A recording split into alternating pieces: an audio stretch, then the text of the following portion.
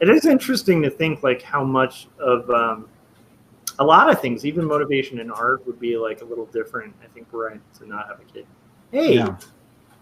Hey. So Frank is here to tell us hey, Frank. Real quickly a little bit about his story. So right. How you doing, man? I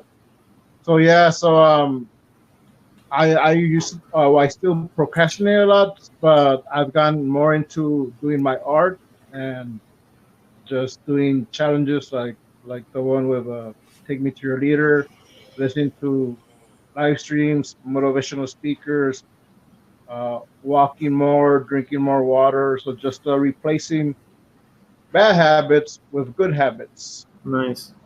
And I'm more active. It's helping me health-wise. I was diagnosed with diabetes, and that really kicked my butt into gear to like, well, I don't want that. Yeah. So even the doctor was kind of like hesitant because I told him I don't want to do the pills. I'm gonna work on it on my own, and I already lost 10 pounds, and that's just trying to eat right. So yeah. That's fantastic, man. Sometimes you need that wake-up call. I don't know if any of you guys follow Kevin Smith at all, but he had that heart attack, and since then, he totally changed his way of life, and he's like lost all the weight, and he's like running, and like that kind of stuff. I know a couple of people pretty closely that do marathons and stuff, and one of the inciting incidents that made them do marathons was like early onset of diabetes, and they were like, oh crap. So they wanted to do something about it, because nobody wants that to happen based on it. Like if it's not a life decision that's leading to it, great, whatever, that's out of your control. But if it's something that's like you have control over, like that's kind of akin to what I'm dealing with too, where I'm like, I don't want to fall based on something I chose, like right. That's the main thing. So yeah. So Frank, what's been one of the biggest successes that you? I mean, if you were to say somebody else came to you and said, "Hey, what's the best piece of advice?" What are some of the things? What's like the number one thing that you found that has really been working for you in overcoming bad habits? I think for me it will be my faith, and I found a mentoring group within my church called the Choose to Change program, where the mentor just he talks about changing your life, but it's your choice. And he gave this illustration of walking on a plank of wood over a 10-feet building. Would you do it? No, because no same person would do it. Okay, now on the other end, picture the person you love the most and the building's on fire. Would you do it then? And I said, yes, because what changed was my purpose. So that's what I took from it. Just why do I want to change my life? Why do I want to be healthy? Why do I want to get better? And ultimately is for my children, or just to help others and just to help myself.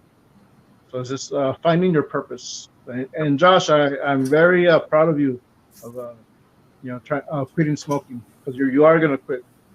Yeah, not too concerned about it. Weirdly enough, I mean, it's tough to go through, but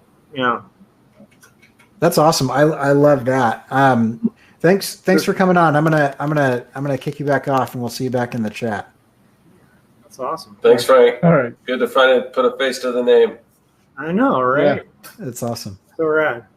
I love that. I love the idea of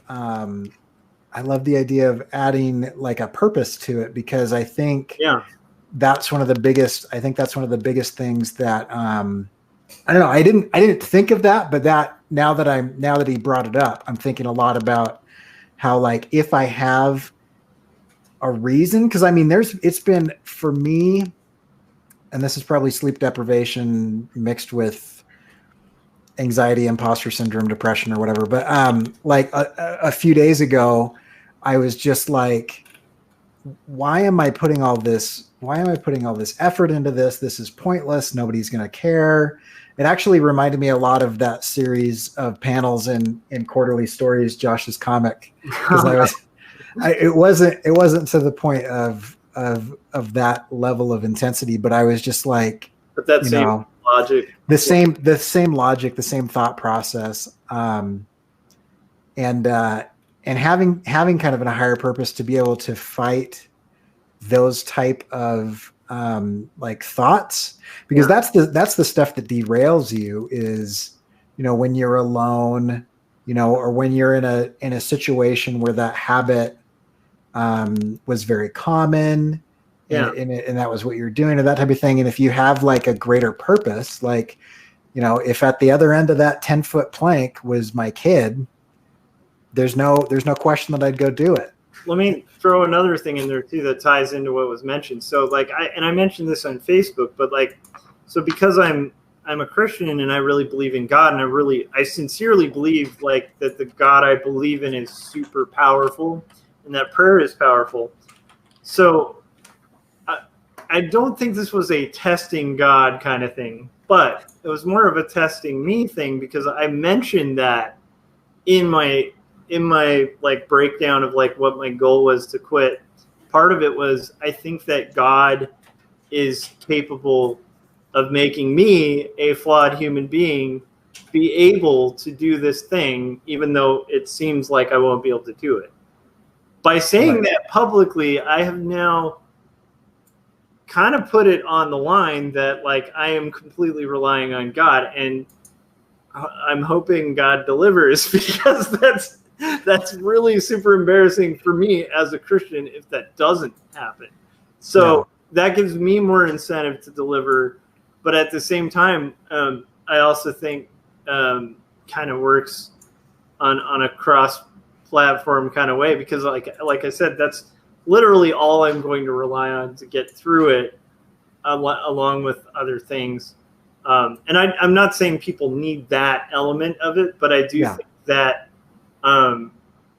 for me, I think that makes it more powerful, because I really do think that's kind of the main thing that will actually allow me to achieve what I'm hoping to here. Right.